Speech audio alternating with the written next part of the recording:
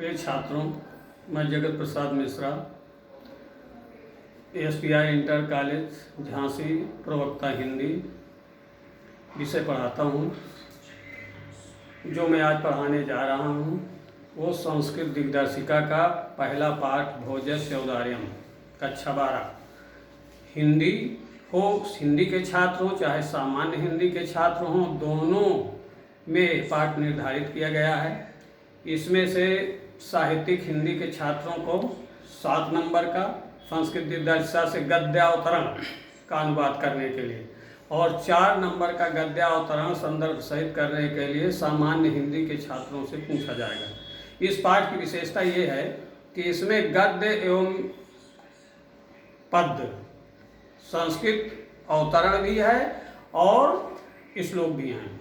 तो कभी कभी श्लोक भी पूछा जाता है, कभी कभी संस्कृत गद्य अवतरण का अनुवाद पूछा जाता है, कभी कभी हो सकता है कि दोनों पूछ लें। संस्कृत गद्य अवतरण का भी पूछा जा सकता है, श्लोक भी पूछा जा सकता है। इस हिसाब से 14 नंबर की कहो व्याख्या के अनुवाद किसी में से पूछ लिया जाए। मैं आज ये पहला पाठ पढ़ाने जा रहा हूँ। अब सारे बच्चे ध्यान से सुने। भोजस्य औदार्यम, भोज की उदारता।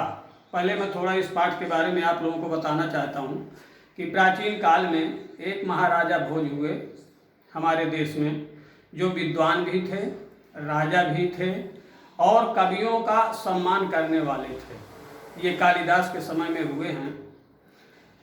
इस पाठ में बताया गया है कि महाराजा भोज अपने दरबार में बैठे थे। उसी समय एक द्वारपाल आकर के उनसे सूचना देता है कि महाराज, दरवाजे पर एक गरीब विद्वान उपस्थित हैं, खड़े हैं। राजा साहब कहते हैं उनको अंदर ले आओ।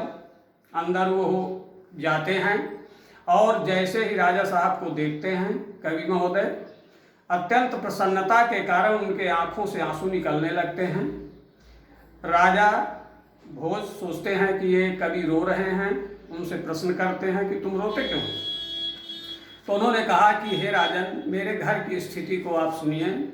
रास्ते जब मेरी पत्नी खील ले लो ऐसी आवाज़ सुनती है तो छोटे बच्चों के दोनों कानों को अच्छी तरीके से बंद कर देती है और मेरी तरफ बंद कर दी और मेरी तरफ आंसू भरे नेत्रों से जो देखी वह मेरे हृदय में कांटे की तरह गड़ गए और उसे निकालने में आप ही समर्थ हो। यह राजा से उसने अपनी दीनहीन दशा का वर्णन किया। राजा उनको हर शब्द में 1 लाख रुपए दे करके उन्होंने कहा कि तुम घर जाओ, तुम्हारी पत्नी अत्यंत दुखी हैं। और दूसरे दिन फिर महाराज शिवालय दर्शन करने के लिए जाते हैं और वहाँ पर एक दूसरे ब्राह्मण महोदय वहाँ उन्हें मिल जाते हैं और वो ब्राह्मण कहते हैं, उनकी राजा महाराज भोज की प्रशंसा करते हुए कहते हैं हे राजन, आधा भाग शंकर जी का विष्णु भगवान ने ले लिया और आधा भाग पार्वती ने हरण कर लिया। इस प्रकार से इस जगती तल में इस समय शंकर जी का अभाव हो गया है, अर्थात मृत्युलोक में अब शंकर जी नहीं रहे। परिणाम क्या हुआ? इसके कारण गंगा हमेशा के लिए समुद्र में चली गई, चंद्रमा आकाश में चले गए और जो गले में उनके शेषनाग रहते थे वो पाताल लोक चले गए। अब जो उनके अंदर 3 गुण थे, एक गुण था उनका सर्वज्ञता, दूसरा गुण था अधीश्वरता, तीसरा गुण था भिक्षाटन करना। तो ये तीनों गुणों में 2 गुण सर्वज्ञता, अधीश्वरता आप में समा गई और भिक्षाटन का गुण मेरे में प्रवेश कर गया। राजा बहुत प्रसन्न हुए और उन्हें भी प्रत्येक अक्षर में 1 लाख दे करके उन्हें विदा किए। इस प्रकार से उसके किसी दिन एक सीता नाम की कवयित्री उनके दरबार में उपस्थित होती हैं और राजा कहते हैं, महाराज भोज कहते हैं कि आप हे कवयित्री महोदया, आप प्रातः काल का वर्णन करो। सीता कवयित्री बोलती हैं कि हे राजन, प्रातः काल के समय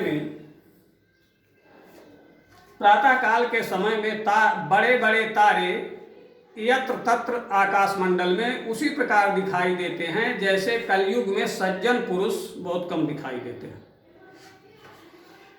कहते हैं कि आकाशमंडल इतना साफ सुथरा दिखाई देता है प्रातः काल के समय में जैसे मुनियों का प्रसन्न मुख दिखाई देता हो।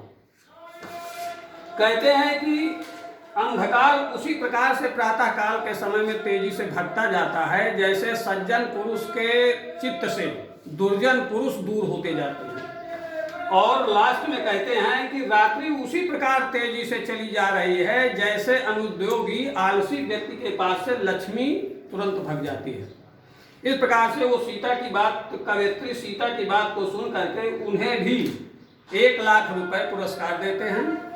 और कालिदास उनके परम मित्र थे, कालिदास जी से कहते हैं, हे मित्र तुम भी प्रातः काल का वर्णन करो। कालिदास जी कहते हैं कि जिस प्रकार से सोने को प्राप्त करके पारा पीला पड़ जाता है उसी प्रकार से सूर्य की किरणों को प्राप्त करके पूर्व दिशा पीली हो गई है प्रातः काल के समय में।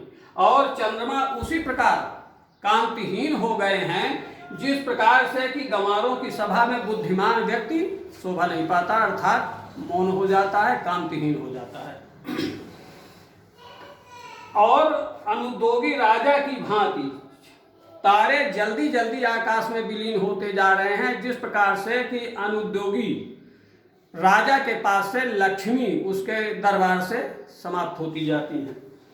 कहते हैं दीपक उसी प्रकार सुशोभित नहीं हो रहे हैं जिस प्रकार से कि कोई गुणवान व्यक्ति बहुत हो, उसके पास कई गुण हो लेकिन धन ना हो, तो धनहीन गुणवान व्यक्ति की समाज में कोई कीमत नहीं होती है, कोई सम्मान नहीं मिलता है। उसी प्रकार सूर्योदय के बाद दीपक का कोई सम्मान नहीं मिलता, अर्थात दीपक प्रकाशित नहीं करते, अंधकार में ही दीपक अच्छे लगते हैं। ये इसका सारांश हुआ। मैं इसका एक सारांश इस पाठ का भोजन से उदाहरण बताया। अब आप लोग पढ़ेंगे इसकी व्याख्या। अब कल मैं बेटा इसको पढ़ूंगा, आप लोगों से पढ़वाऊंगा भी, और इसका अनुवाद मैं हिंदी में आप लोगों को बताऊंगा। कल इसे प्रारंभ करेंगे।